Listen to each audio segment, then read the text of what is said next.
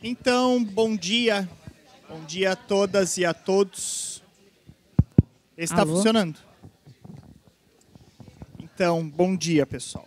Me apresentando aqui para vocês, eu sou Luciano, eu trabalho com o Núcleo de Educação para a Democracia aqui da Escola do Legislativo, já mais ou menos uns 5, 6 anos.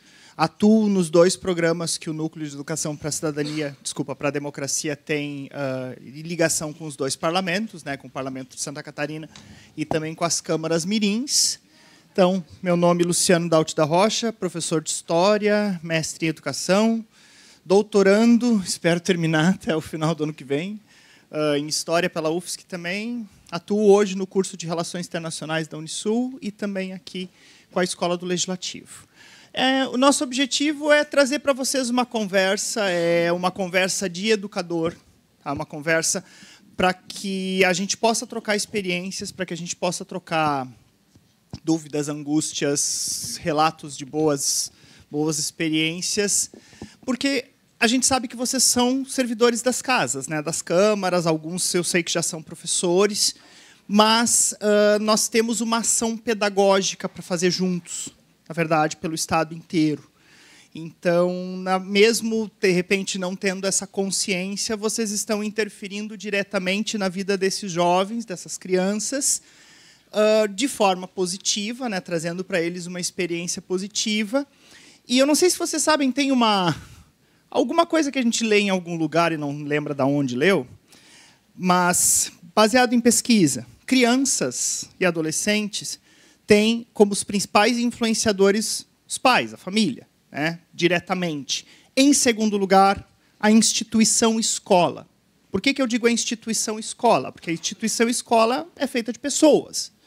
E, querendo ou não, vocês estão sendo uma escola, estão agindo como uma escola para essas crianças.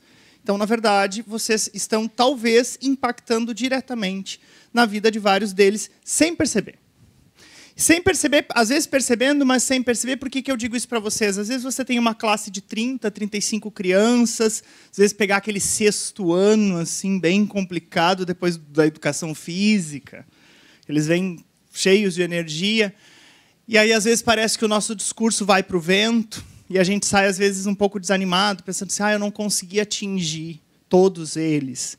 Mas, às vezes, você pensa que se você atingir uns 2 ou 3 ali dentro, ou que se você conseguiu resgatar uma criança, às vezes você disse uma palavra ou um incentivo para ele ou para ela, que aquilo fez toda a diferença no dia ou talvez na vida dessa pessoa. Então, o trabalho de educar é um trabalho assim. Quem tem filho sabe. Né? Quem não atua em sala de aula, mas tem filho, sabe que o trabalho de educar é algo que a gente vai fazendo todos os santos dias, com amor, com determinação, com vontade de fazer com que aquela pessoa cresça. O trabalho que vocês e que a gente está realizando não é necessariamente um trabalho para formar novos políticos para o futuro. Também.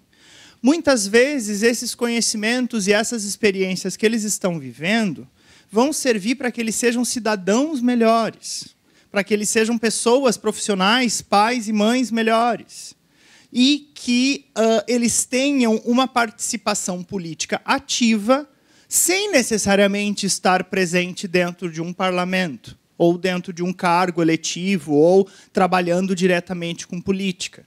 Por exemplo, eu sempre conto para os alunos, quando a gente começa as palestras, que eu sempre me interessei muito pela política desde criança. Na minha época não tinha esse tipo de programa. E eu decidi trabalhar com política para o resto da vida. Não como político, porque talvez esse não seja o melhor lugar para que eu esteja, mas como educador e como educador principalmente nesse tipo de espaço. Nós temos notado ao longo desses 5 anos e nós vamos para diferentes municípios, eu reconheci vários de vocês aqui olhando, pensando, já vi essa pessoa, já vi essa pessoa, já vi essa pessoa. A gente anda por esse estado inteiro e a gente tem uma abrangência, o nosso núcleo tem uma abrangência muito grande por ano. Nós atingimos muitas crianças por ano. Então, todos os anos, a Leia coordena uma equipe grande, eu sou um dos profissionais, que a gente se reveza para circular pelo Estado para fazer Caravana da Cidadania ou para fazer o programa Vereador Mirim. E a gente atinge uma infinidade de crianças. Então, é algo que talvez vocês estejam fazendo parte, junto conosco, dessa grande mudança que a gente quer para os próximos anos, né? Então, é mais o objetivo de que a gente possa conversar e que vocês possam tirar algumas dúvidas e sugerir para o programa, enfim. Vamos lá, vamos adiante. Bom, sei que a professora Leia já conversou com você sobre o que é a Escola do Legislativo, né, aqui no Parlamento. O Parlamento é responsável por ela. A Escola do Legislativo ela tem duas funções, que eu vejo como duas grandes funções. Uma primeira é a função para com o Parlamento, ou seja, a formação dos funcionários da Casa, o encaminhamento de atividades educativas e pedagógicas para as equipes aqui dentro. E uma outra função, que é a que nós estamos desempenhando, é uma função para com a sociedade. Essa função para com a sociedade é fazer com que o Parlamento catarinense saia das suas portas, saia dos seus muros e vá andar por Santa Catarina e fazer um trabalho de base. Um trabalho de base seria conversar diretamente com as comunidades, ouvir diretamente essas comunidades, fazer com que essas comunidades tenham consciência do autogoverno. Eu vejo, por exemplo, o pessoal da Acanor, o pessoal do norte do estado. São câmaras que estão conectadas e muito bem conectadas e que vocês vão ver o desenvolvimento disso e vão colher os frutos disso em um futuro muito breve, fazendo com que, muitas vezes, a criança, o jovem, queira ficar na sua comunidade. O que a gente escuta por cidades muito pequenas do estado é tipo assim, ó, o adolescente ele quer terminar o estudo, ele quer ir para uma cidade maior para começar a estudar e ele não vai voltar. Provavelmente, ele vai ficar por algum outro centro, e isso é preocupação de muitas diretoras, diretores de escola, alguns professores que a gente conversa, né? Principalmente nas áreas mais rurais. E a gente sabe que, se a comunidade tiver um trabalho conjunto e um trabalho de fidelização, digamos assim, dos seus cidadãos, a gente sabe que essas crianças vão, no futuro, querer, pelo menos, retornar, não necessariamente retornar com elas próprias, mas fazer com que o trabalho delas retorne para de onde elas vieram, né? Então, a Escola do Legislativo tem uma série de programas, tem outros núcleos além do nosso que funcionam dentro da Escola do Legislativo. Eu vou destacar somente os que são atendidos pelo Núcleo de Educação para a Democracia. O Núcleo da Educação para a Democracia, ele é coordenado hoje. Os trabalhos são encabeçados principalmente pela professora Leia, com mais uma equipe de outras servidoras aqui da Assembleia, e também movimentada por palestrantes que não são, infelizmente, funcionários da Assembleia Legislativa, mas que prestam serviço, como eu e como vários outros, né? Em parceria com os parlamentos, com o Parlamento de Santa Catarina e com as câmaras municipais, nós temos dois programas. O Parlamento Jovem, que não é esse que vocês estão inseridos. Na verdade, são sorteadas 8 escolas por toda Santa Catarina, escolas que se inscrevem. Essas 8 escolas elas mandam cada uma 5 representantes eleitos entre alunos do ensino médio. Esses alunos fazem proposições legislativas, projetos de leis nas suas escolas, recebem formação na escola. Então, nós vamos para lá com a Caravana da Educação para a Cidadania, é trabalhado com eles a importância do jovem na política, é trabalhado o processo legislativo, é trabalhado com eles também sobre Constituição e construção do Estado, os poderes, enfim, com toda a escola e com os parlamentares jovens.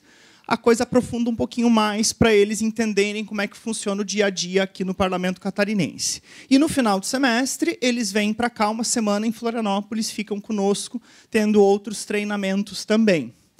No programa Câmara Mirim, é esse que a gente vai destacar um pouquinho agora, para que vocês entendam qual é a nossa ação pedagógica, como a nossa ação pedagógica entra nas câmaras para a qual vocês trabalham, tá?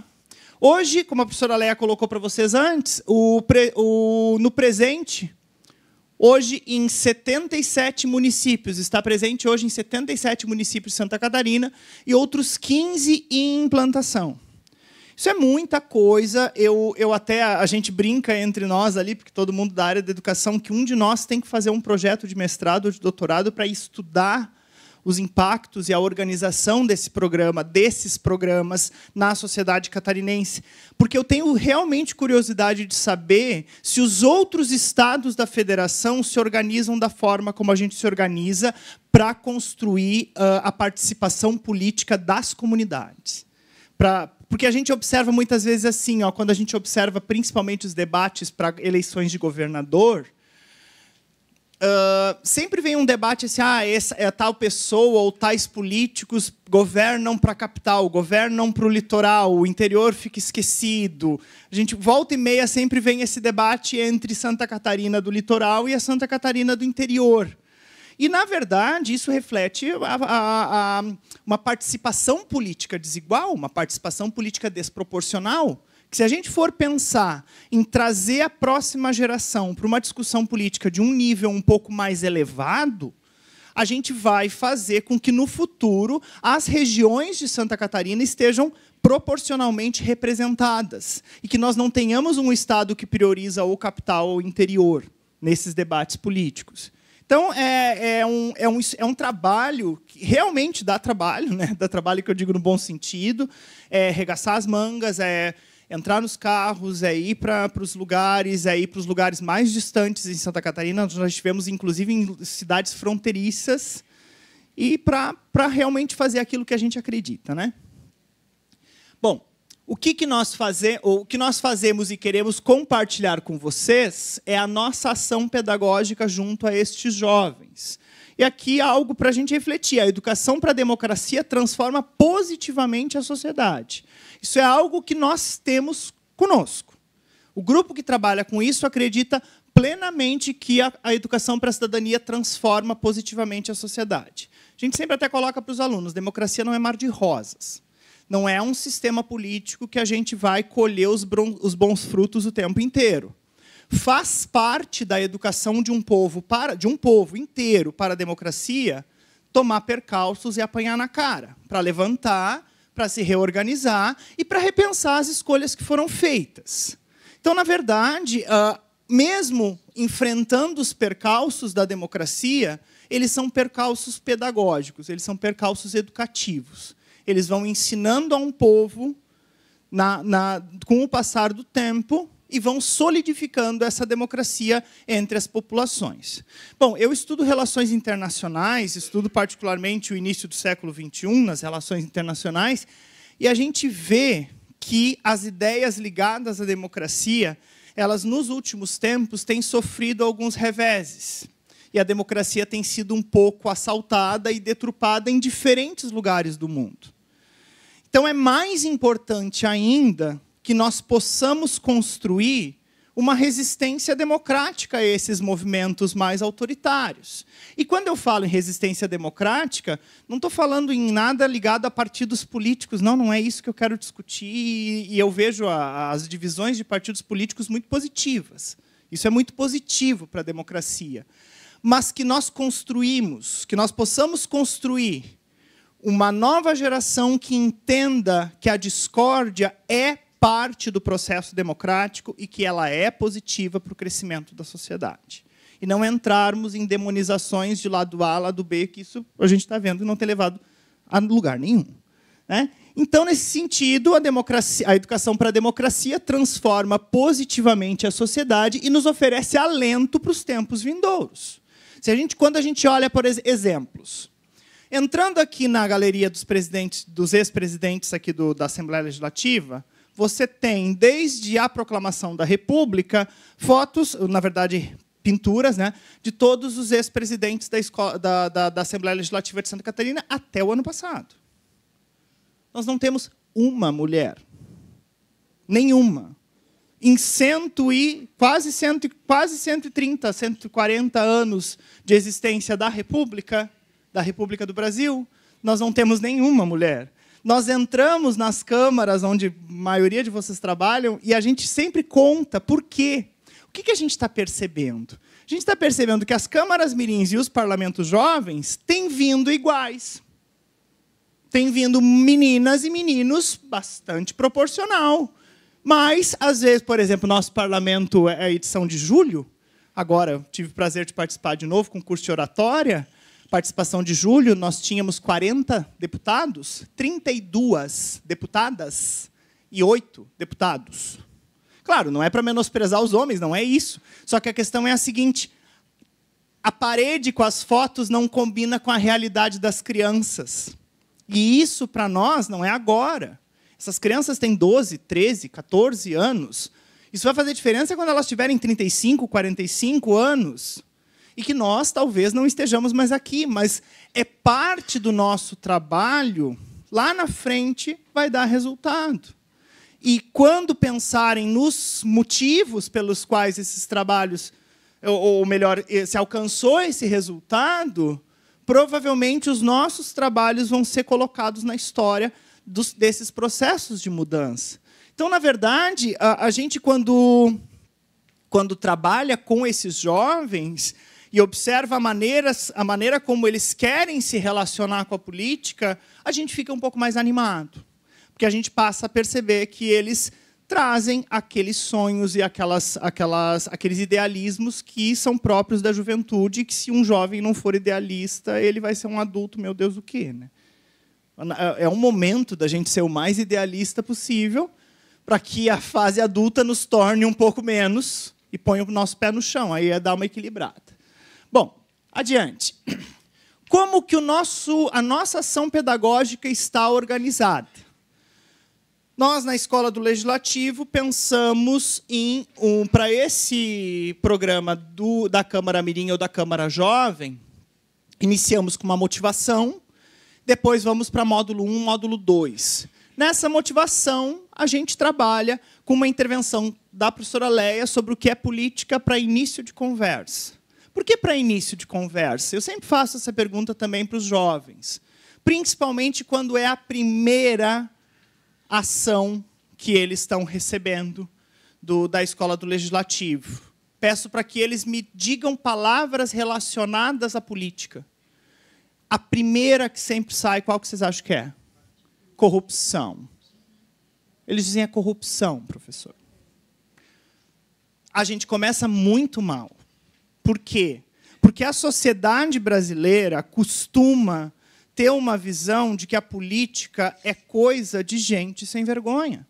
A gente sabe que, claro, tem gente sem vergonha em todos os lugares, em todos os setores, mas a gente sabe que não é essa a essência. Aí eles jogam para partido. Ah, partidos. Eu digo, não só partidos. Os partidos são representações, mas a política ela se exerce no momento em que você troca ideias, em que você senta para conversar com alguém, qualquer pessoa, sobre os caminhos que a sua sociedade está tomando.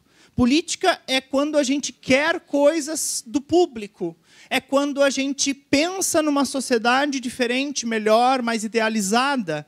E, na verdade, a política partidária, a política no Estado, a política que é realizada por dentro do Estado, ela é a política que, digamos assim, tem condições de efetivar mudanças de forma mais rápida, né? Pelos movimentos sociais também dá, mas a gente sabe que deve ter um embate, ou pelas associações de classe. A gente sabe que o trabalho das pessoas que estão no Estado, ela tem uma efetividade um pouco mais rápida de acontecer.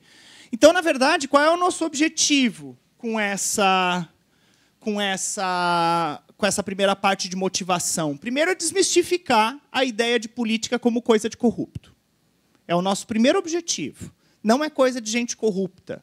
Existe gente corrupta na política e fora dela. Na sociedade, no setor privado, nas relações sociais, furando fila de trânsito. A corrupção ela é uma atitude de mau caratismo das pessoas, não das instituições e não dos partidos. Das pessoas. Eu vou encontrar gente séria em todos os partidos. Eu vou encontrar gente corrupta, não posso dizer em todos, mas na grande maioria dos partidos. Não é essa a diferenciação. A gente também procura discutir com eles, quando entra nessa questão partidária, o que é o partido político, se não uma agremiação de pessoas que enxergam o mundo de uma mesma maneira ou de uma maneira muito parecida. Por exemplo, tens respostas para a tua sociedade? Tenho. Quais são? Essas. Elas são de que tipo? Mais alinhadas com determinadas correntes partidárias. Outra pessoa tem também respostas para a sua sociedade, talvez por um outro ponto de vista. O que interfere nisso? Aquilo que na academia a gente discute como lugar de fala. Quem é você? eu sou um professor de classe média com ensino superior do sul do Brasil. Digamos assim, essas condições me dão um start. Eu começo a pensar o meu mundo a partir disso. O grande exercício é sair desse lugar e tentar enxergar, por exemplo, se sou homem, tentar enxergar a perspectiva das mulheres. Se sou branco, tentar enxergar a perspectiva das outras pessoas que não são brancas. Se eu sou um homem instruído, com ensino superior, que está chegando no doutorado, que vai fazer parte daquele 1% da população brasileira, eu tenho que olhar para a pessoa que é semi-analfabeta, que não teve oportunidade de ir para a escola porque mamãe mandava, que nem eu tive. Então, esse tipo de conversa a gente tem na primeira abordagem, para que eles saibam que a política, por que ela é associada à coisa de corrupto? Porque eles observam que muita gente consegue fazer patrimônio via política, que muita gente consegue acumular via política, e fazendo para benefício próprio. Então, o que a gente coloca para eles? A política é coisa pública, é quando você sai do seu universo e tenta fazer algo pela sua comunidade, tentando acertar. A gente não acerta o tempo todo, a gente às vezes embarca em propostas que não são legais, mas esse é o caminho da democracia. A gente vai lá quebrando a cara e a gente tenta se reerguer. Também, o objetivo dessa motivação é introduzir um debate político de nível mais elevado. Ou seja, mostrar para esses jovens que o debate político ele não é simplesmente uma questão de opinião. É uma questão, eu acho, não, mas por que você acha? O que te levou a acreditar nisso? Você já ouviu outras ideias? Enfim, discutir com eles a necessidade que o Brasil e o mundo hoje vivem de fazer um debate político com um pouco mais de conhecimento. E, a partir daí, a gente passa para um primeiro módulo, na verdade, após a motivação, que é composto de 3 intervenções, que a gente faz isso diretamente nas câmaras com os alunos, né?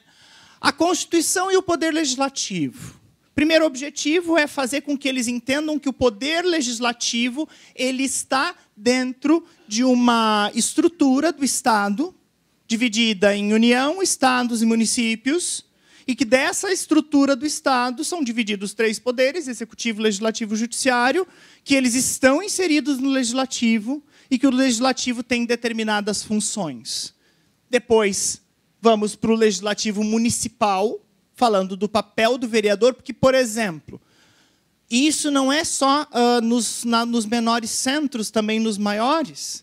Quando a gente trabalha em cidades maiores, Joinville, Blumenau, Florianópolis, Tubarão, quando a gente conversa sobre vereadores, muitos deles têm a ideia de que o vereador é o cara que faz favor ou que faz obra. Não. Aí a gente coloca para eles, não, a obra é coisa do Poder Executivo. O vereador pode ir lá o tempo todo incomodar, representando a comunidade dele, deve, para que a coisa ande. Deve. Mas eles se surpreendem, as pessoas normalmente se surpreendem, quando a gente fala que o Poder Legislativo, no caso a Câmara de Vereadores, ela tem a função de verificar e de controlar, de avaliar os gastos, de fiscalizar, obrigado, os gastos da prefeitura e propor leis. Ah, só isso, professor? Só isso. Ah, mas e aquele cara que vai lá dizer que se ele for eleito, eu vou conseguir? Não. Primeiro que a política não é uma coisa feita de mim para você. Ela é algo para ser feito para o bem coletivo. Claro, a gente sabe que acertar o ponto do que é o bem coletivo, nós estamos tentando isso há muitas gerações, né? Há milênios. Alguns tentam mais, outros tentam menos e outros não querem nem tentar. Vamos combinar. Só que tirar isso, se vocês forem buscar na literatura de sociologia sobre o Brasil, e de história e sociologia do Brasil, vocês vão perceber que os sociólogos e as sociólogas, os historiadores e historiadoras, eles normalmente associam o nosso grau grande de corrupção não a uma anomalia. a algo anormal, mas como o próprio modus operandi do Estado brasileiro. Ele funciona a partir dessas relações. E que confusão que há aí? É a confusão entre o público e o privado. O que é público? O que é privado? O que é meu? E o que é o que eu exerço? Que, na verdade, eles não são vereadores, eles estão vereadores, e isso é legal colocar para eles a questão de que é transitório. É para ser transitório. Por que é para ser transitório? Porque, justamente, há a necessidade da renovação. Porque não adianta, gente.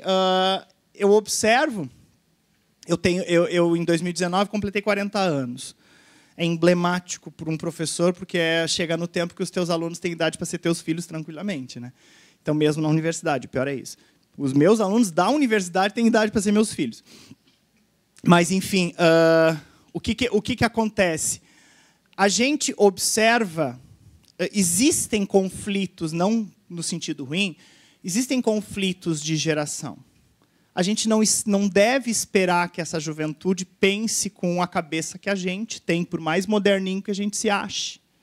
Então, na verdade, é um processo de fazer com que eles entendam que a política é algo para eles, e eu já noto que eles têm outras perspectivas diferentes das pessoas da minha geração e das pessoas das gerações acima da minha. Então é também esse processo de se renovar. E ser professor... Alguém aqui é professor? Oh, bastante. Eu não sei se vocês sentem isso, colegas, mas o ser professor é como beber na fonte da juventude, né? A gente vai ficando velho, nosso corpo vai ficando velho, mas a gente vai sendo surpreendido com experiências dos nossos alunos que vão fazendo com que a gente observe a vida de uma outra maneira. E vai contribuindo enormemente para o nosso crescimento. Então, depois de trabalhar o papel do vereador, da vereadora, a gente faz uma terceira intervenção, que essa é comigo, que é a de argumentação e oratória. Quando a gente ensina para eles como organizar um argumento, diferença entre opinião e argumento, colocar para eles que a opinião não precisa ser fundamentada, o argumento sim. Por exemplo, a opinião, gostou do cabelo? Ai, tá lindo, deu, acabou. Não precisa explicar o porquê que tá bonito, que achou, que gostou, que não gostou. Agora, argumento é algo essencial na política. É algo que a gente sente muita falta na política hoje em dia. Quando a gente observa os nossos representantes falando ou tentando defender um ponto e não conseguindo, você fica pensando assim, mas, gente, isso é matéria de ensino médio. Isso não é que a pessoa tem que ter passado pelos bancos escolares, mas é saber defender o seu ponto.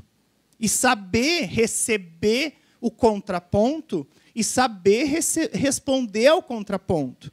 Então, nesse curso de argumentação e oratória, a gente também traz eles aqui na tribuna, exercita microfone, tom de voz, enfim. Qual o objetivo? O objetivo é introduzir os estudantes nos debates do Poder Legislativo e nas funções dos vereadores, né? Introduzir em que sentido? Nesse módulo 1, eles vão realmente exercitar aquilo que é de competência de uma vereadora, de um vereador. Tá?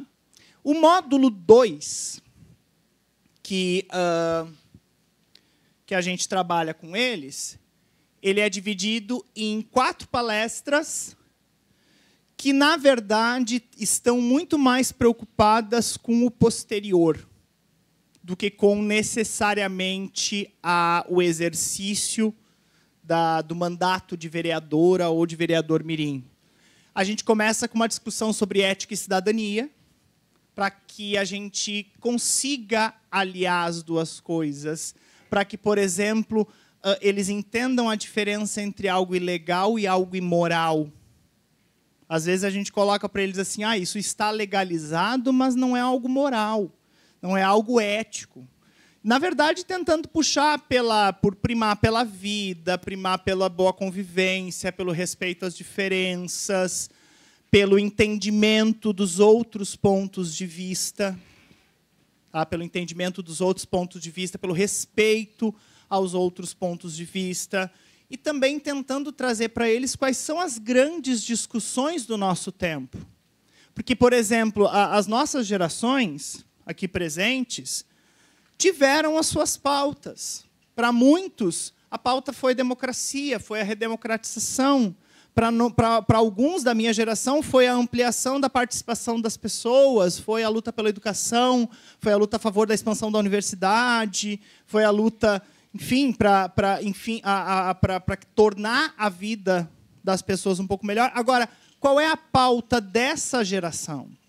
É algo que eles vão precisar encontrar. Não somos nós podemos, como educadores, indicar caminhos. Mas essa geração vai encontrar uma pauta, se vai ser a pauta ambiental, se vai ser as questões de gênero, ou se vão ser as questões de ampliação da democracia, ou combate à corrupção. É essa geração que vai decidir, porque, na verdade, o que a gente pode entender? Nós aqui, entre os 40 e os 50 anos, é agora que a nossa geração está tomando posto, porque normalmente as pessoas, para ter destaque na vida política, acabam tendo esse destaque com um pouco mais de idade. Então, na verdade, nós estamos pensando em mudanças para o nosso Estado que nós vamos começar a ver em torno de 2040, 2050. Isso é pensar a longo prazo. Porque, na verdade, assim, muitas vezes, esse trabalho de vocês, ele visita as crianças, qual é o efeito de visitar as crianças? Claro, além de lançar a semente. Quem aqui tem filhos? Quem aqui os filhos chegam em casa empolgadíssimos com algo que aprenderam na escola e querem dividir com vocês? Assim, não, que aconteceu de bom, assim, de uma boa intervenção. Não, eu digo que depende muito do professor, nem tanto ao mar, nem tanto à terra, né? Eu acredito que a maioria daqui que tem filhos, quando a aula é estimulante, quando o professor instiga, quer seja na faculdade, na universidade, quer seja na educação nos anos iniciais, ou mesmo na educação infantil, eles colocam os dois lados, né? E eu ainda acho, não sei qual é por que você perguntou isso, né? Se foi para dizer que a gente que não tem empolgação, ou que tem, mas para dizer que ainda tem muita empolgação e ainda tem muitas pessoas, muitos professores que instigam o aluno, que instigam a se construir, a buscar isso que você está colocando, né? E também, não só pela questão da empolgação, como você chama, Kátia, não só pela questão da empolgação, mas eu não tenho filhos, mas eu noto pelos meus sobrinhos, eles aprendem coisas, por exemplo, separação de lixo, reciclagem, eles chegam em casa corrigindo a mãe. Não, está errado. Então, na verdade, ou eles contam para nós no objetivo de que a gente se empolgue com aquilo também. Então, trabalhar com crianças, dependendo de como você faz a intervenção, é um trabalho multiplicador. É um trabalho multiplicador porque eles vão querer dividir a experiência. Se eles assimilaram aquilo, se eles incorporaram aquilo, eles vão passar. Eu lembro que na escola que eu trabalhava como coordenador, há uns anos atrás, uma mãe chegou uma vez para mim assim, ô Luciano, é nessa época que eles começam a questionar todos os motivos pelo qual a gente está dando as ordens? Eu digo, sim, é nessa época. Mas por que ela me questiona tanto e ela quer tanto saber o porquê que eu estou decidindo assim? Eu disse, porque na escola nós incentivamos assim. Ela pode questionar. Eu disse, a senhora pode não ter notado, mas a senhora está pagando para que a sua filha possa chegar em casa lhe exigindo algumas explicações, ainda mais na época da adolescência. Ou querendo saber o porquê que a família está tomando determinadas decisões. O questionar faz parte. E, na verdade, é um trabalho conjunto que a gente faz aqui, de ensiná-los a questionar, mas não por uma questão própria, mas ensiná-los a questionar por uma questão de querer fazer com que a sua sociedade melhore. É interessante, muita gente diz, vocês podem tocar em alguns temas mais polêmicos. Olha, eu não sei se quando se trata de política existe tema polêmico.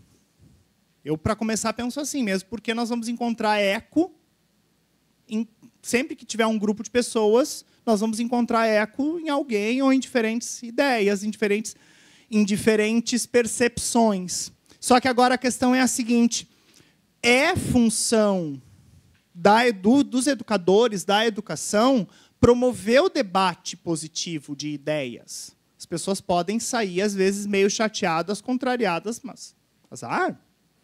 O debate positivo de ideias, quando as pessoas entram para debater, deve ser sempre incentivado. Ainda mais quando se trata de jovens. Por quê? Porque a curiosidade deles não vai parar só porque a gente disse que não vai discutir determinado assunto. E se a gente diz que a gente não vai discutir determinado assunto, aí sim é que a curiosidade vai ser aguçada. Então, na verdade, o nosso papel de educadores, é fazer com que eles saibam também separar o joio do trigo. Saber com que eles saibam buscar informação. Que eles saibam se colocar perante a informação que eles estão buscando, que eles estão encontrando, e também fazer com que eles tenham uma leitura crítica sobre essas informações que chegam, sobre as pessoas que falam com eles, sobre os discursos que eles escutam. Tem que ter uma leitura crítica. Nós não podemos ter uma geração de jovens que vai escutar das autoridades ou dos pais, enfim, e vai receber aquilo sem nenhuma crítica. Nós não fomos assim, eu não sei vocês, eu não fui assim. Sempre fui bastante questionador. Desde criança com política, porque eu era uma criança meio nerd, então eu gostava de sentar para ver programa político. A minha mãe passava na frente da TV e dizia assim, mas garoto maluco, sabe? Vendo propaganda política com 12 anos de idade, votava. Sabia quem era qual candidato, que partido que era, que os partidos... Então, claro, nem todo mundo tem esse gosto pela política, mas, por mais que a gente não tenha gosto pela política, a gente sabe que ela interfere na nossa vida, gostando ou não. Então, nesse módulo 2, também é abordada a palestra Lugar de Mulher é onde ela quiser. Não só... Porque a gente escuta muitas vezes, o lugar de mulher é em casa, ou o lugar de mulher é na política, ou o lugar de mulher é no mercado de trabalho. O lugar de mulher é onde ela quiser. Se ela quiser ficar em casa, ela vai ficar em casa. Se ela quiser ir para a política, ela vai. Mostrando exemplos e debatendo a necessidade da gente equiparar a participação política brasileira entre homens e mulheres. Nós temos uma população, a vantagem ligeira, numérica, é para as mulheres, é 50% e alguma coisinha, mas a representação das mulheres na política é em torno de 9%. Aí o que aconteceu? Na legislação passada, em nível nacional, colocaram que os partidos tinham que ter cota para mulher, e aí os partidos colocaram mulheres como laranja para preencher número. Tipo assim, quantas precisa? 3? Vem vocês 3.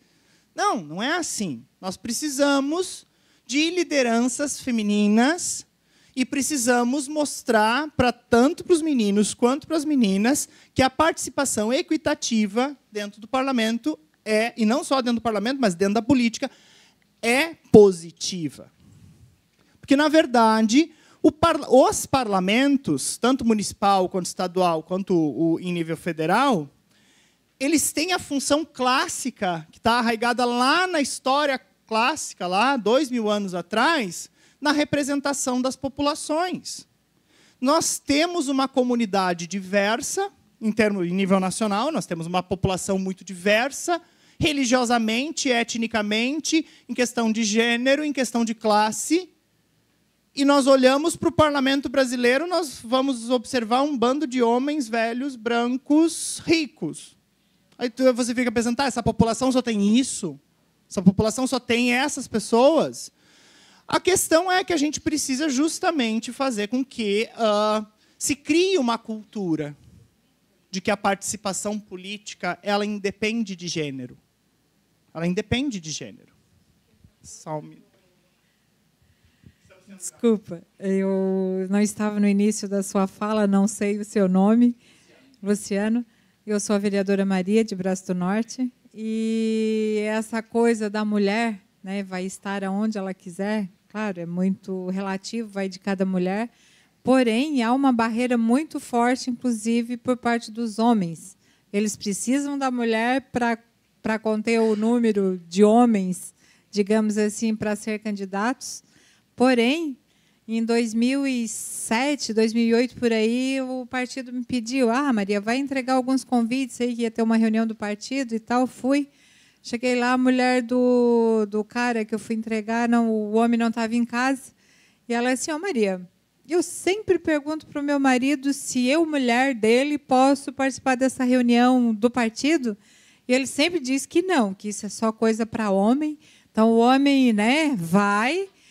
E a mulher que fica em casa, né? Então, é bem aquela coisa ainda da época da ditadura, tu vai lavar, passar, cozinhar e por aí está tudo certo, né? Então, estou vereadora no meu 3º mandato. Desde quando eu fui, se acharam que eu ia só para preencher esse número aí, né, 30%. E eu fui, graças a Deus e o povo, eu sempre digo, eleita desde a primeira vez, com muita luta, muita garra sempre. Então, é isso aí. A gente vai estar, sim, onde a gente quiser, desde que a gente brigue, lute e faça valer. Né? Isso que nós mulheres, hoje temos que defender. Nós temos a Câmara Mirim Braço Norte, onde já tivemos 7 meninas, de 11 vereadores, 7 meninas vereadoras mirins. Então, isso para nós é a nossa Câmara com 4 mulheres. A nossa Câmara, efetivamente, né, com 4 mulheres.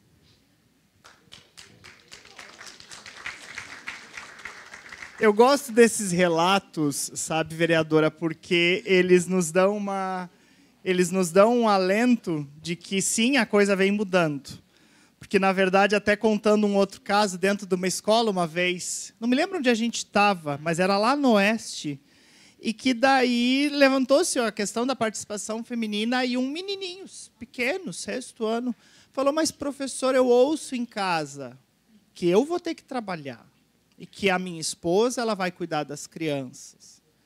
Aí começou essa discussão, né? E aí os meninos, às vezes, até por um certo corporativismo, vão falar, as meninas se defendendo. Aí tinha uma professora.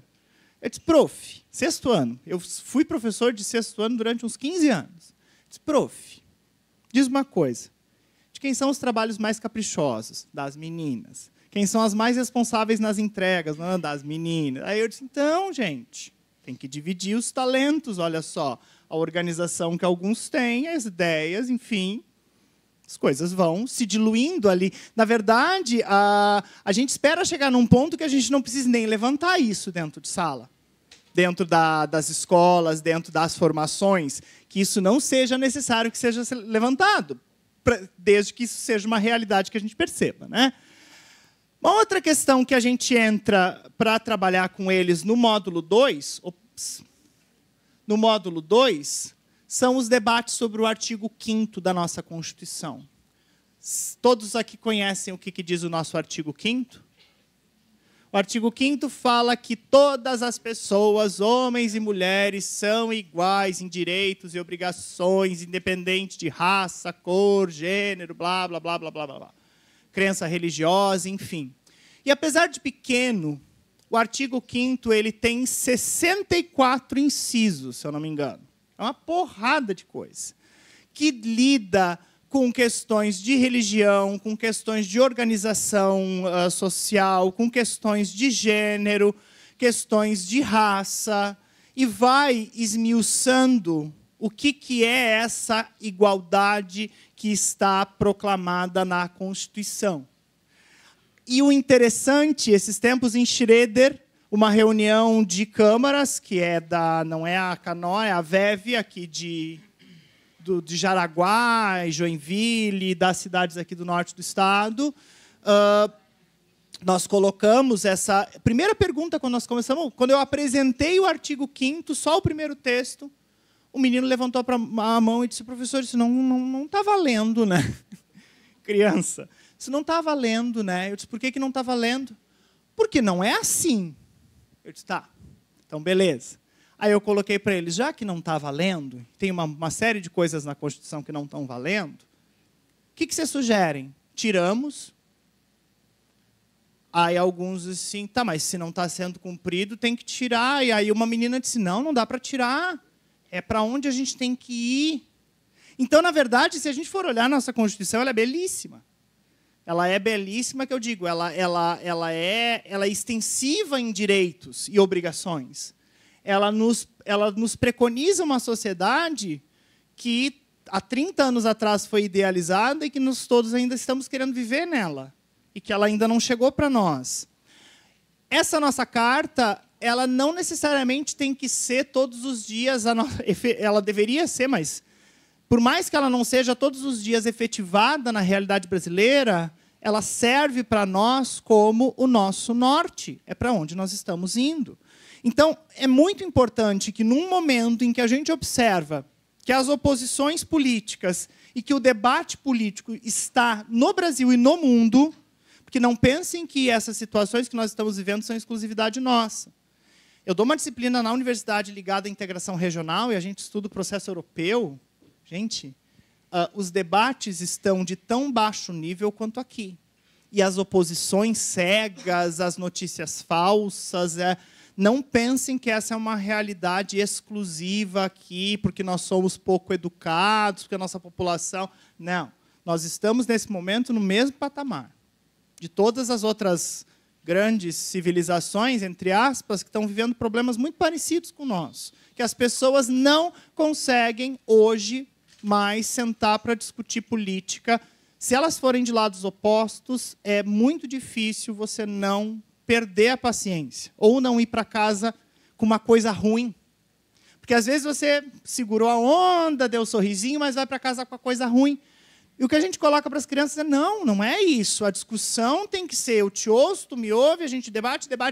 Pode não concordar no final das contas, mas quando eu for embora para casa, eu aprendi algo. E quando ela for embora para casa, ela também aprendeu algo. Então fica uma coisa boa, daquele debate salutar, de algo que, no tempo que eu comecei, por exemplo, a me identificar com os estudos de política, eu sentia, quando eu encontrava... Eu até achava bom. Eu lembro que, quando eu cheguei em Florianópolis, em 2002, que foi o primeiro ano que eu lecionei aqui, naquele tempo, eu não sei se ainda é, mas naquele tempo os diretores eram indicados pelo governo do Estado.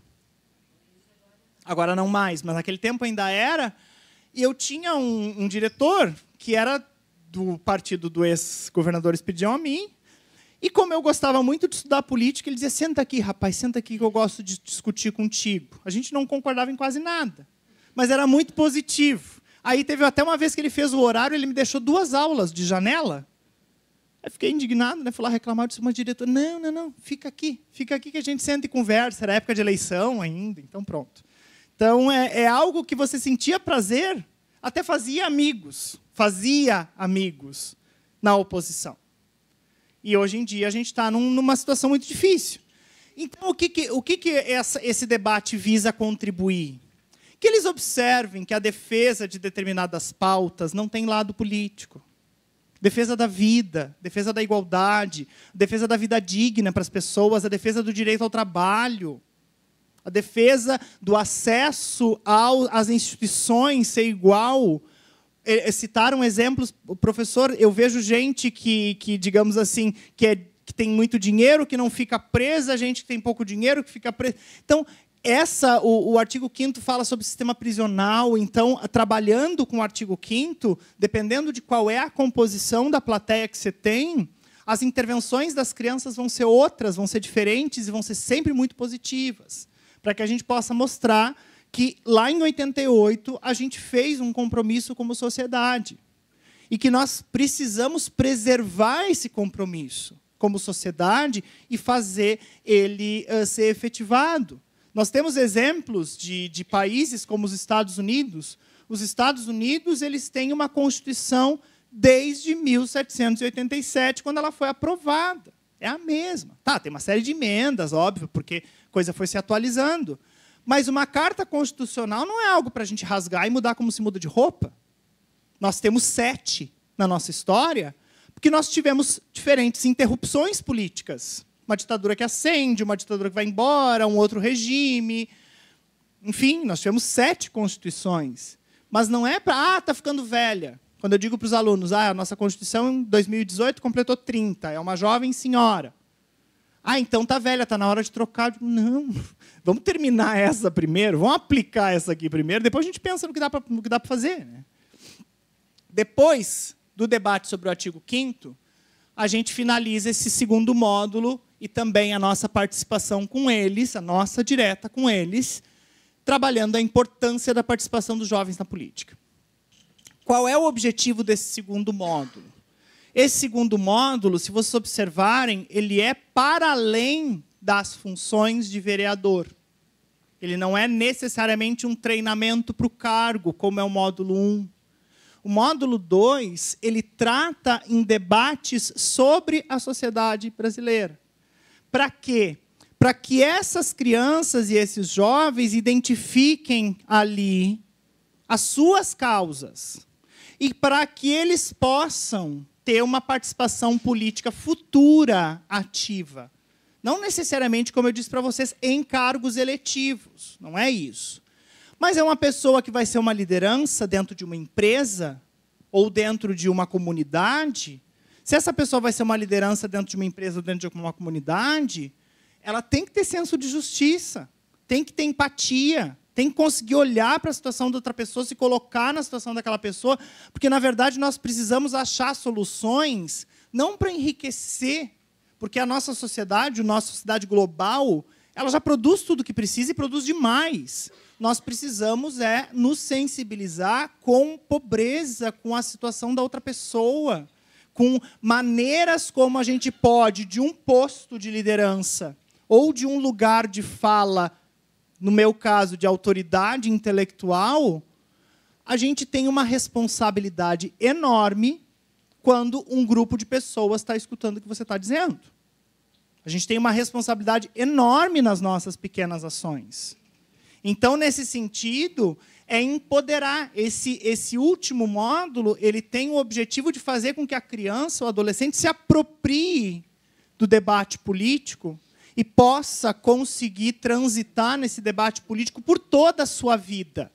Não só, se mesmo que ela não vá participar da política oficial de partidos, mas que ela vá atuar como professora, como mãe, como cidadã, como trabalhadora, tendo noção de direitos, deveres, quais são os grandes debates da nossa sociedade, a gente cria cidadãos e cidadãs mais sensíveis às causas. Porque é muito fácil pensar no voto que me interessa. Eu vou votar no fulano, porque o fulano é conhecido da minha mãe, que não sei o quê. É muito fácil pensar no voto interessante, interessado da pessoa. Mas é justamente a gente pensar em sair desse lugar e passar a defender a política como possibilidade de fazer o bem público. Então, sugestões. Nossas, e sugestões, já dizem que se conselho fosse bom, a gente não dava, vendia. Mas vocês fiquem à vontade para refletir, para debater essas sugestões. Nas coordenações, a gente sabe, na faculdade, nós, professores, tivemos disciplinas de didática, de planejamento. Porque o que acontece? Uma ação sobre um grupo de jovens deve ser uma ação interessada. Interessada em que sentido? Não que eu queira direcionando, não é isso. Interessada eu tenho que ter um planejamento do que vai acontecer e eu tenho que saber claramente onde eu quero chegar. Tá? Por isso, o importante é fazer um planejamento, um cronograma. Quando eu falo em planejamento, em dois sentidos. O cronograma. Quanto tempo essas crianças ficam sob minha gestão? Elas ficam 1 ano. Eu sei que tem casos que o pessoal discute de estender para 2. E que, não sei se tem algum semestral, alguma Câmara é semestral? Tudo é 1 ano. Bom, eu tenho 1 ano. O que a escola do Legislativo vai proporcionar para essas crianças? Aqui, esses módulos. Quando que eles vão acontecer? Contata com a professora Leia. Vamos programar, isso vai ser outubro, isso aqui tá. Vamos programar quando que esses módulos acontecem. Nesse meio, o que eu vou fazer? E outra, gente, incentivem, por mais que vocês estejam encabeçando isso nas suas câmaras ou nas suas escolas, incentivem o engajamento de outros profissionais e de pessoas e das próprias lideranças nas câmaras e também aqui, no caso, no parlamento. Porque se a gente tem vereadores e vereadoras, ou, no caso aqui do Parlamento Jovem, deputados e deputadas interessados no programa, que acreditam no programa, deem a mão para essa pessoa. E proponham, por exemplo, o que está sendo discutido nessa Câmara, em que discussões que é conveniente que as crianças entrem, quais são as possibilidades de ação que essas crianças podem ter, como que eles podem se sentir realmente fazendo parte daquilo. Então, quando eu falo em fazer um planejamento de cronograma, é que vocês possam ter algo organizado e que, no final das contas, cumpra com o objetivo que vocês fixaram. Olha, eu quero desenvolver com eles a capacidade de argumentação e oratória. Eu estou com um grupo muito tímido. E sempre é importante o professor, a professora, conhecer quem é o seu grupo, para que vocês possam identificar ali quais são os talentos e quais são as dificuldades e tentar trabalhar em cima disso. Então, promovam ações em que eles possam falar, em que eles possam redigir, se coloquem como corretores, alguém que vai fazer uma avaliação. Por exemplo, quando eu falo em traçar esses objetivos, escrevam um projetinho ali, colocando ações que vocês pretendem ter, quais são os objetivos, um cronograma, quais intervenções vocês vão propor, ou vocês mesmos fazendo, ou contatando profissionais, ou professores das escolas, ou solicitando algo para a escola do Legislativo, porque de nossa parte, pelo menos, né, Leia, qualquer sugestão e qualquer necessidade que vocês possam pensar, a gente pode pensar juntos e tentar fazer acontecer. Tem coisas que fogem à nossa competência, também questões de verbas, enfim, mas o que a gente consegue, a gente presta essa assistência. E, mais importante, do outro lado, aqui, vocês têm uma equipe que trabalha nisso porque realmente acredita. Não que as outras... Não é isso. Mas, assim, nosso objetivo é realmente... Nós acreditamos no que a gente está fazendo. É um compromisso que, pelo menos, Leia e eu, que nos conhecemos há uns 15 anos, é um compromisso que a gente assumiu de vida. De trabalhar com isso e de fazer com que a sociedade melhore. Se ela vai melhorar ou não, eu não sei. Mas eu vou poder morrer com a consciência tranquila de que eu tentei. A minha parte eu tentei. Então, na verdade, essa sensibilização também é importante que os coordenadores tenham. Vocês estão fazendo um trabalho, de repente, imagina uma situação assim, alguém precisava pegar, ninguém queria pegar, eu fui lá e me voluntariei e disse, tá, beleza, vou. Deve ter acontecido. Alguém disse, ai, tá, eu vou. Ai, vai você tem jeito. Pode ter acontecido isso. Mas procurem se encantar com a possibilidade de transformar a vida de pessoas. E, às vezes, nós temos diferentes realidades. Nós temos realidades em que os alunos são mais abastados, são de colégios privados, mas nós temos realidades que, às vezes, a Câmara Mirim está sendo realizada numa única escola que é do município de uma comunidade carente. E aí, mostrar o mundo, fazer com que eles abram a mente para um mundo muito maior do que a cidade, do que a escola, do que o bairro, do que o crime do bairro, do que aquela vida que, às vezes, não seja uma vida de glórias, abrir a cabeça deles para isso é transformador. Vocês vão ver que, de repente, eles vão trilhar um caminho diferente a partir de intervenções que vocês fazem. E também, vocês devem avaliá-los. Ah, mas eu tenho que dar nota, eu não sou professor, como é que eu faço isso? Não, avaliar é o seguinte, avalia processo, não só resultado. É assim que a gente procura, pelo menos eu procuro avaliar os meus alunos, é o processo. Como é que a pessoa veio se saindo, por mais que, de repente, naquela apresentação ali ela não foi muito bem porque ficou muito nervosa, mas durante o processo, como é que foi? E outra, não tenham receio de apontar para as crianças onde elas podem melhorar e também não tenham receio de apontar para as crianças onde elas estão bem. Como dica, sempre comecem pelo que elas estão bem, né? Para dar uma motivada. E também não aponta que está errado. Aponta, olha, poderia melhorar assim, aqui, vamos treinar de novo. Uma estratégia que a gente faz aqui no curso de oratória que vocês podem fazer, que é algo hoje em dia simples, durante as sessões que essas crianças estiverem participando, quando elas forem se colocar, grava, mostra. Olha só como é que você está usando gíria, você não está se portando, a sua postura, o tom da sua fala. Quando eles mandarem alguma coisa escrita, uma proposição, algo, corrige, utilização das palavras, a forma como eles debatem. Promovam situações que vocês sintam que vocês estão realmente contribuindo. E procurem, de novo, identifica os talentos. Às vezes, vocês têm uma equipe ali de 8, 9 crianças, tem alguém que fala muito bem. incentive esse talento, ou tem alguém que escreve muito bem, ou que tem ótimas ideias, ou que se articula bem em grupo, incentivem os talentos, identifiquem. E, muito importante, registrem. Se vocês vão ficar 1 ano ou 2 com uma equipe de crianças, é bom ter um controle das atividades que já foram feitas, do desempenho de cada um. Vocês têm só 9 e 10 para lidar, nós temos 30, 40 em sala. Se a gente consegue, vocês conseguem também. Tá? De identificando, observem o crescimento dessas crianças ao longo do tempo, deem o feedback para eles, chamem em particular, para corrigir, sempre chamem em particular.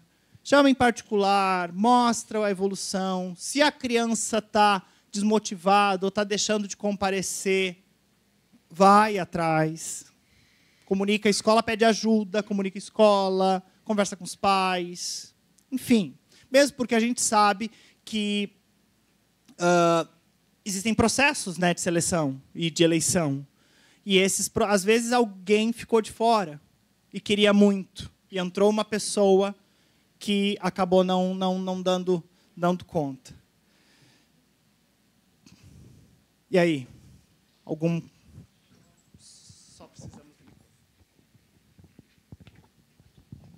Eu queria acrescentar nesse processo que tu estava mencionando de busca e de conversa, de estreitar os laços com as escolas, que é o mais importante assim, que eu tenho trabalhado nos últimos anos, assim, de mostrar para a escola que o programa Vereador Mirim não vai ser mais um fardo para a escola, porque às vezes a escola não quer participar porque ela acha que ela vai ter muitas responsabilidades, e daí ele já tem todo o planejamento pedagógico da escola, ProERD, ProEva, todos aqueles outros programas que já acontecem dentro da escola, então eles acabam evitando, às vezes, de participar, porque acham que é mais um fardo para a escola. Então, eu tento sempre fazer esse meio de campo, assim, de que eles sejam os nossos parceiros, então, o contato direto com eles, assim, dando feedback das ações que estão sendo desenvolvidas, né?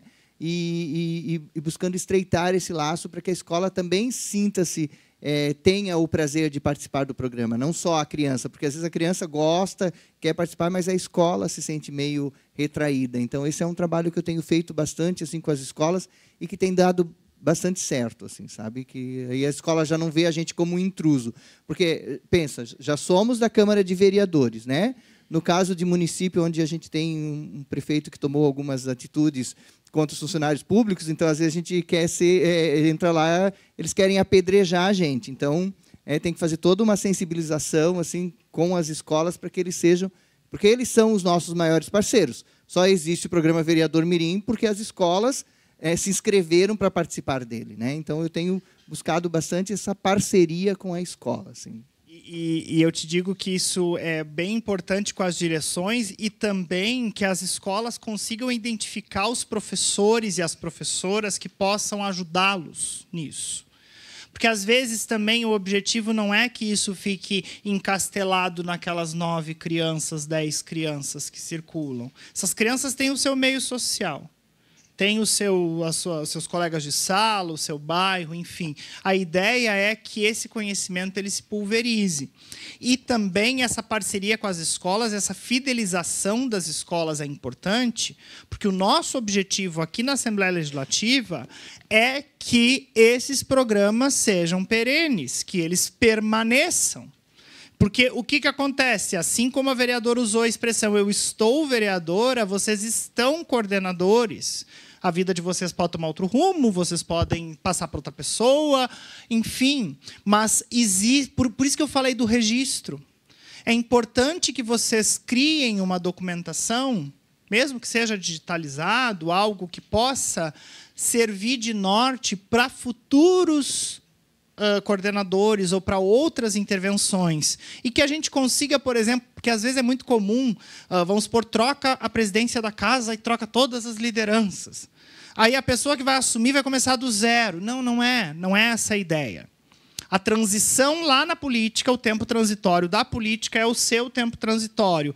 A casa, a Câmara, ela é uma instituição contínua. Assim como são as escolas. E fazer também essa fala nas escolas, nós estamos iniciando um projeto, ou nós estamos trazendo pela primeira vez para essa escola um projeto que nós queremos que ele esteja no calendário. Porque, não sei se você trabalha, você é professor também? Não. Por exemplo, quem é professor sabe que as escolas fazem, no início dos anos, planejamento, calendário, atividades que vão acontecer em março, abril, maio, e que os professores ficam ali, primeiras semanas de aula não, antes dos alunos voltarem, a gente fica sentado ali para discutir o que vai ser o planejamento. Esse tipo de atividade tem que estar no planejamento. Mesmo que, de repente, a escola não tenha sido sorteada, as escolas têm que ter nos seus planejamentos ações ligadas à educação política. Isso não pode ser uma atividade exclusiva dos professores de história, de sociologia, de geografia. Isso tem que ser institucional. A escola tem que ter programas, de quinto e sexto, como a gente intervém, de sétimo e de oitavo, como a gente intervém, no médio, como a gente intervém. Esse tipo de situação, esse programa como o nosso, o Câmara Mirim, tem que ser colocado institucionalmente e aí buscar fazer parceria com a Secretaria Municipal de Educação, se for o caso, com a Secretaria Estadual de Educação, para que a gente não corra sozinho. Porque a gente não precisa correr sozinho. Vocês têm nós aqui de suporte, vocês têm nós, inclusive, às vezes, até para fazer alguma conversa na escola, se for o caso. Vocês têm a gente de suporte, mas a gente tem que mobilizar aqueles profissionais, porque nada é de graça, tá? Ninguém está trabalhando de graça, o professor que vai ser designado vai estar dentro da sua carga horária, direção, enfim. E outra, o trabalho da escola é se encher de projeto para levar para as crianças. Não em demasia. Mas o trabalho da escola é fazer a avaliação de quais são os projetos que são interessantes se levar para as crianças. E, no tempo que a gente está vivendo e que a gente precisa ampliar a nossa democracia, a gente precisa de programas como esses. Mais alguém? Então, o Almir, falou sobre a participação, das escolas, bastante importante. Eu digo que a família, que já nada acontece, a gente precisamos da escola, mas se a família não concordar, não assinar o termo lá de comprometimento, de avalizar, o aluno a ser candidato, o filho, nesse caso. Então, assim, é muito importante. Nós temos lá vários relatos, inclusive a gente está em campanha, novamente, levando a apresentação do programa, que esse ano teremos a eleição novamente nas escolas, e lá participa a escola municipal, estadual e as privadas também.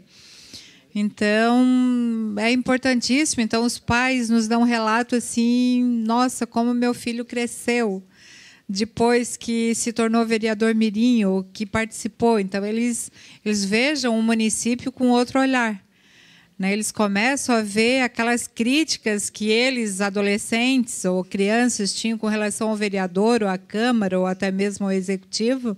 Eles começam a olhar com um outro olhar. Então, com um olhar diferenciado, porque eles estão ali inseridos, estão podendo também, de certa forma, participar.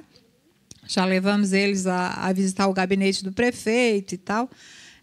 Então, eles ficam todos motivados, vendo que as políticas públicas não são tão simples e tão fáceis, às vezes, como a sociedade num todo imagina. O prefeito não faz porque não quer, o vereador não fiscaliza ou não faz leis, ou sei lá, porque não quer. Então, é assim. Então, eles inseridos, eles estão vendo com o olhar deles que a coisa não é tão simples. E eles mesmos já dão relatos assim, que a gente fica, é ele falando mesmo. Bem bom. Então, a gente se sente bastante, agradecida até, claro, precisamos da participação da escola, mas o apoio da família eu acho que é fundamental.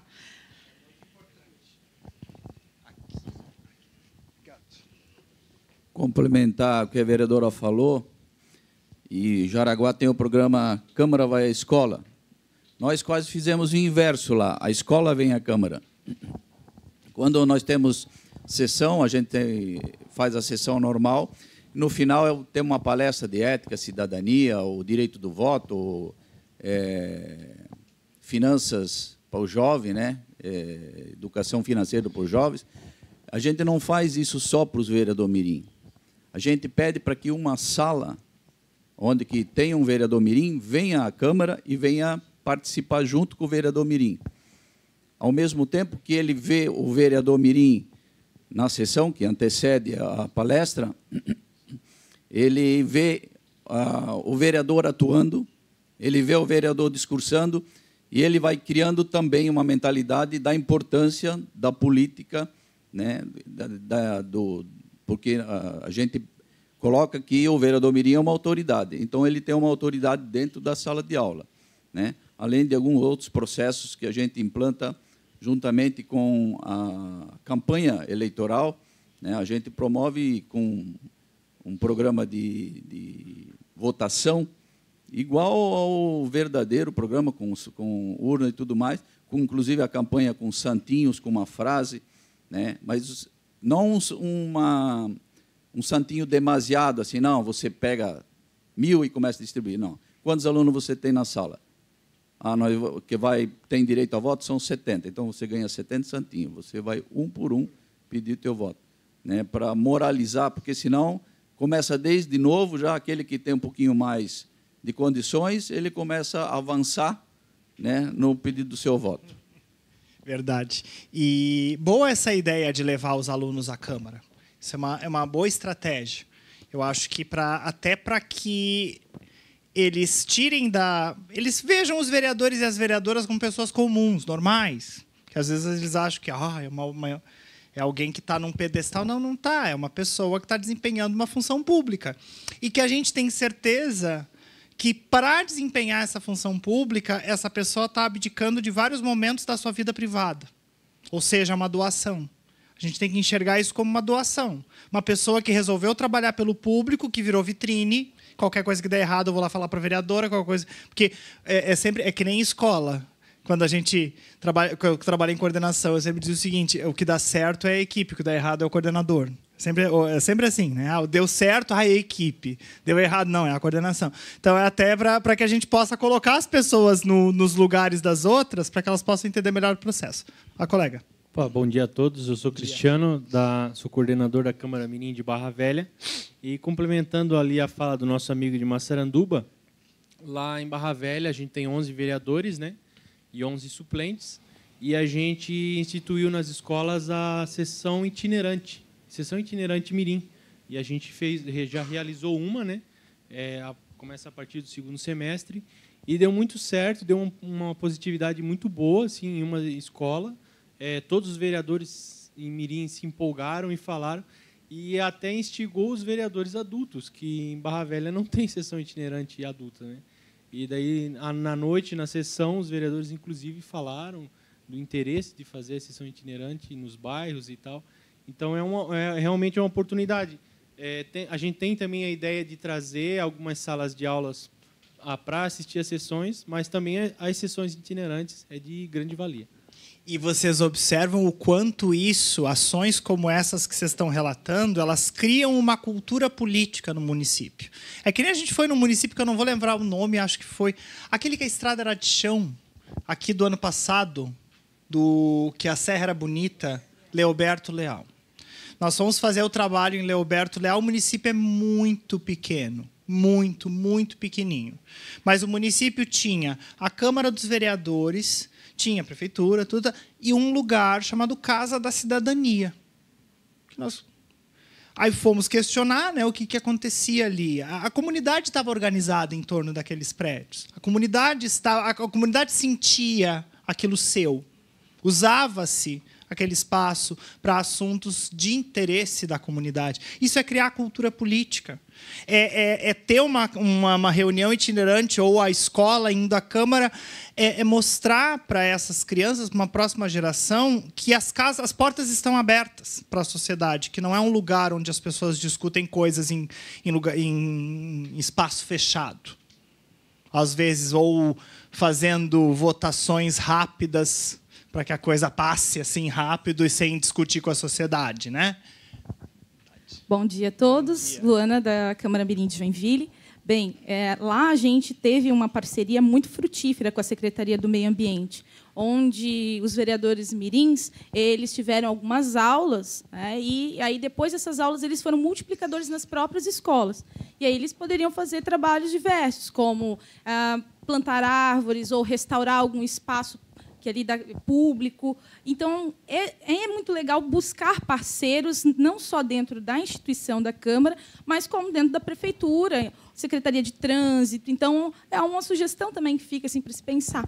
E também, muito interessante, e essa busca de parcerias, ela pode ser até com os ex-alunos, os que já foram vereadores. Nós temos aqui 2 exemplos, né, de que atuam conosco aqui na Escola do Legislativo, o Iago e o outro menino, aquele também, o Luiz Guilherme. Eles já foram alunos do parlamento e seguiram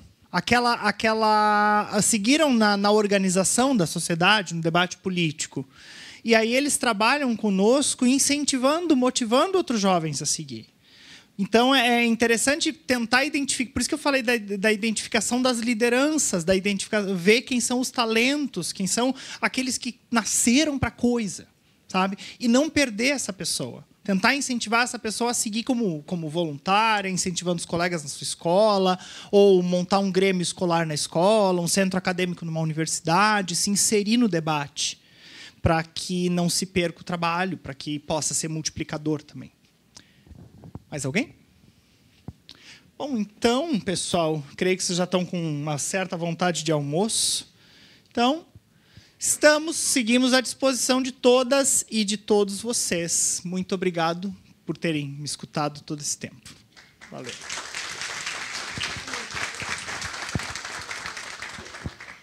A gente agradece. Vocês sentiram que o professor Luciano ele sempre fala assim, nosso núcleo, nosso, porque ele já faz parte da equipe, assim como os outros professores que a gente conseguiu, felizmente, no Núcleo de Educação para a Democracia, criar um corpo docente, né? Então, acho que todos nós temos uma boa integração, os que vão para a caravana, os que vão para a Câmara Mirim, Parlamento Jovem, nós falamos quase todos a mesma linguagem, né? O Luciano colocou aqui, eu vou só... já tirou? Tá. Mas ele falou dos 3 momentos de formação que nós temos a oferecer a vocês. Então, o primeiro que é a motivação, que é a fala o que é política, para início de conversa. Essa fala ela se encaixa quando o processo para a eleição ainda está por acontecer, né? Nós fizemos em Porto Belo, agora a última Câmara que a gente fez, nós fizemos 2 dias seguidos, né? Cumprimos todas as escolas. E aí, como é uma questão de uma pessoa ir até a escola, fica mais fácil. Então, nós fomos lá, atendemos, fizemos a listagem agora, quase 1.020 alunos em Porto Belo em 2 dias. E, no dia seguinte, foi lançado o edital para o processo eleitoral. Então, em 2 semanas... nós fizemos a fala, o incentivo, a Câmara lançou o edital, fizeram as inscrições, a campanha, e agora amanhã eles já vão fazer a posse. Então, não são processos muito demorados, né? Então, esse é o primeiro momento de formação que nós temos à disposição de vocês, que é esse do que é política. A gente leva uma cartilha, apresenta para eles assim, quem for ser candidato a vereador mirim, os horizontes que se abrem também, né? Porque ele pode vir a Florianópolis participar do encontro, ele pode participar do plenarinho, pode ir para Brasília, e aí essas outras possibilidades. O módulo 1 e o módulo 2, o módulo 1 é sempre... A gente tem formatado para o início da legislatura. Então, depois que eles são eleitos, logo nas primeiras sessões, depois da posse, a gente oferece o módulo 1, que é aqueles 3 pontos ali: argumentação e oratória, o papel do vereador e a Constituição e o Poder Legislativo, que a gente conseguiu integrar aí num dia, que são... conhecimentos mais básicos para eles poderem trabalhar durante essa legislatura, né, esse ano, o ano que eles vão ficar ali. E o módulo 2, geralmente o módulo 1, a gente teve algumas experiências, mas a nossa avaliação foi que não deu muito certo. Não dá para trabalhar com mais de 2, no máximo estourando 3 câmaras juntos.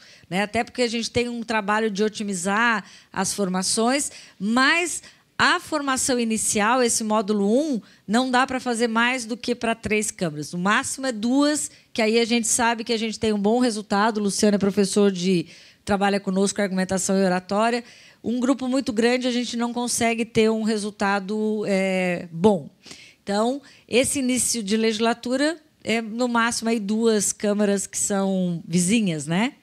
E o módulo 2, nós instituímos a partir desse ano, do ano passado já, que são os encontros regionais que a gente tem efetuado. Então, as primeiras experiências era com a Canó e a VEV, que eles têm lá um trabalho já regionalizado. O Ederson vai apresentar para vocês aí no período da tarde. Então, nós começamos a fazer os encontros regionais. Então, nós temos, no mês de julho, a VEV, a Canor, aonde a gente leva aqueles outros temas que a gente considera um pouco mais aprofundados. Lugar de mulher é onde ela quiser, o artigo 5º da Constituição, que dá para trabalhar com um grupo maior de alunos, né, que não precisa fazer aquele trabalho mais individualizado. Então, hoje a gente tem, esse ano de 2019, nós realizamos o encontro das câmaras do Noroeste de Santa Catarina, o encontro das câmaras do Vale do Itapocu, o primeiro encontro regional do Sul Catarinense, em Criciúma. A semana que vem, nós vamos fazer o segundo encontro regional do Oeste Catarinense, lá em São Miguel. Fiz hoje a proposta para Pinheiro Preto. Nós vamos realizar em novembro o terceiro encontro regional do Meio Oeste Catarinense, que aconteceu 2 anos em Água Doce. Esse ano, Pinheiro Preto já se dispôs a sediar. E aí, cada ano, nesses encontros regionais, nós vamos intercalando, vamos conhecendo uma câmara, um município diferente. Então, nós já temos aí 4 regiões que a gente conseguiu já fazer. Rio Negrinho e São Bento, que estão aqui, a gente foi lá fazer a formação e já deixamos preparado para o ano que vem, né, fazer o primeiro encontro daí da região do Planalto Norte de Santa Catarina. E a ideia é que a gente tenha um em cada região. Então, são 3 momentos, e aí, como o Luciano falou, de vocês que são coordenadores já colocarem essa perspectiva nos planejamentos de vocês para os próximos anos. Então, nós temos um encontro estadual, que esse, já anotem aí, dia 18 de setembro, aqui no Auditório Antonieta de Barros ainda, infelizmente, porque a gente sabe do tamanho, né? A gente está tentando sensibilizar para que a gente consiga num espaço maior, mas ainda não conseguimos. Esses 2 módulos de formação, os encontros regionais, 1 por ano, e a formação inicial. Algumas câmaras daqui já têm autonomia, já conseguem fazer isso que nós estamos oferecendo para vocês, por exemplo, do módulo 1, por conta própria, né? Já não precisam mais da Escola do Legislativo. E essa é a nossa intenção, cada vez mais dar suporte para que vocês consigam ter essa condição de fazer essas formações de forma lá nas suas câmaras. Mas, enquanto não conseguem ainda, né? Quando não tem alguns anos de estrada, nós estamos aqui para oferecer esse suporte. Então, voltando, o dia 18 de setembro será o 10º encontro estadual de vereadores mirins. Ele nunca vai ser igual aos encontros regionais e nem igual ao módulo 1 da formação. Sempre vai ser diferenciado. Qual é o nosso problema? Esse ano nós vamos ter que fazer de novo aqui no auditório, são 530 vagas. Nós ficamos o ano passado com 12 câmaras na lista de espera. Então, assim, quando for o dia para lançar a abertura das inscrições, e aí o Daniel está aqui e a Vitória vai vir atrás, à tarde, eles é que vão coordenar ali as 530 primeiras inscrições é que vão conseguir participar. Porque é uma questão de segurança, nós não podemos... O auditório tem 466 lugares. Nós ainda conseguimos botar mais até chegar a 530, que é o que comporta a segurança pela Polícia Militar e tudo mais aqui nesse espaço. Então, a gente está tentando fazer em outro, mas esse ano ainda não foi possível. Então, eu vou tentar, até o final do dia, aqui com o Daniel e a Vitória, dizer para vocês assim, ó, nós vamos dar uma data, né, um horário que vai ser aberto para todo mundo, né? E aí vai ter que ser na... Vocês estão recebendo essa informação privilegiadamente, os 35 municípios que estão aqui. Nós vamos ter que chegar nos outros 30 e poucos, né, para chegar nos 77. Mas a gente vai dar daí o contato a gente tem com todo mundo para ter essa igualdade de condição, né? E aí não tem como ter a participação de quem não fez a inscrição, porque tem essa questão da segurança, certo? Até pensamos na possibilidade de, quem sabe, fazer ali no hall de entrada o número de cadeiras, ou aqui, para transmitir simultaneamente. Mas ninguém que vai vir lá de Itapiranga, não sei de onde, para ver pelo telão, né? Ninguém merece. Então, nós vamos ter que correr atrás de achar um espaço maior para comportar todo mundo, né? Espero que em 2020 coloco isso como meta, né, nos nossos objetivos, nossos planos, que a gente tenha aí para mais de 1.000 vereadores mirins participando, certo? Então, até o final do dia de hoje, a gente dá a data e o horário que vai ser aberto. Sim. Tanto a Câmara Mirim. Para vocês terem a ideia de quando eu falei ali, apresentei a mudança do perfil das câmaras, é isso, assim, a nossa resolução ainda chama como Câmara Mirim, mas são as câmaras jovens, o parlamento jovem, a nomenclatura que vocês tenham nos seus municípios. Mas são tudo participantes do encontro estadual. Sim. Aí depois a gente vai mostrar como é que é, né, Daniel?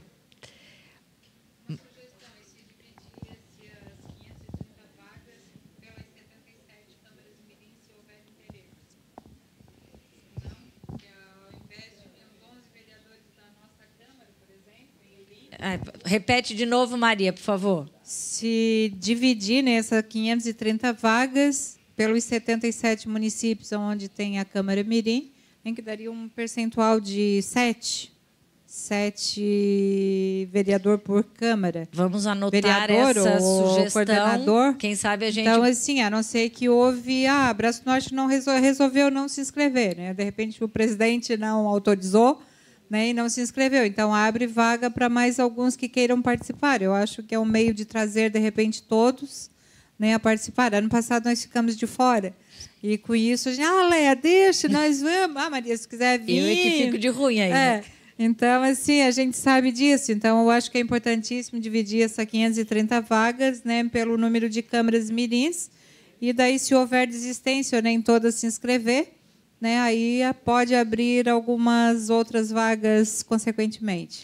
É uma ideia, a gente vai anotar, e aí até o final do dia a gente traz de novo, se tiver alguma outra sugestão, e aí assim, eu divido essa responsabilidade com vocês, né? Se a gente tirar aqui uma decisão coletiva, aprovando ou não pela maioria, a gente ensina isso para os alunos também, aqui a gente vai fazer, né? A gente pode fazer algum encaminhamento do primeiro encontro estadual dos coordenadores. Almir. Na ideia da vereadora, eu sugiro outra possibilidade, então, né?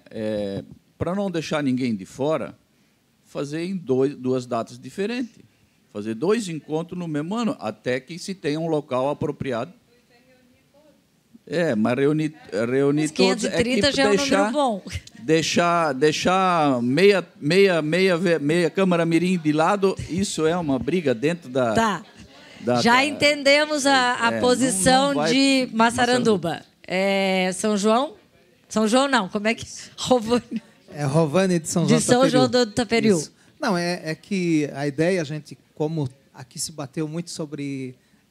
cada um tem as suas opiniões, né? Mas eu também gostaria de colocar, porque justamente no início da fala do Luciano, se comentou que os argumentos que a gente faz para trazer a juventude a participar do vereador Mirim, justamente uma delas é que aí nós vamos ter um dia do ano que nós vamos a Florianópolis. Nós temos 9. E pode ter certeza que eu não vai ser eu que vou lá cortar 2, entendeu? Então vai ficar difícil. Eu acho assim, ó, me perdoa, mas a responsabilidade que tem a Assembleia Legislativa, eu passo para o nosso presidente, Júlio Garcia, entendeu? E a toda a corporação da Assembleia Legislativa, que, como eles são as pessoas que fizeram nós ecoarmos o vereador Mirim para todo o estado de Santa Catarina, Perfeito. Que eles busquem uma solução para a nossa causa. Muito bom. Gente, como as ideias elas precisam ser colocadas, a vereadora Maria trouxe a ideia, já teve 2 argumentos contrários, mas a gente depois vai colocar para avaliação de todo mundo. Pode ser que alguém tenha uma outra, então isso a gente vai fazer no período da tarde, ok? Vocês têm a gente vai então encerrar agora o período da manhã. E no período da tarde nós teremos os momentos de experiência, em que pese que hoje aqui já foram dados alguns anúncios, né, de atividades que vocês fazem, mas à tarde ela vai ser de forma mais formalizada. Então, vocês têm na pasta de vocês um folder que são sugestões para almoço. Todos os 4 são aqui no entorno, tá? O restaurante do Sesc é aqui na frente e os outros 3 é só seguindo reto ali na frente, perto na descida do Hospital de Caridade. Então, dá para todo mundo ir a pé. Todas essas 4 sugestões, e aí vocês podem escolher, né? Dá para ir a pé ou onde vocês quiserem. A gente só sugeriu aí para ficar mais fácil para quem não conhece. Então, nós retornamos à 1h30, ok? Uma vocês acham que é para acabar um pouco mais cedo? Então, 1h. 1h estamos de volta. Muito obrigada pelo período da manhã. Pode deixar a mochila aqui.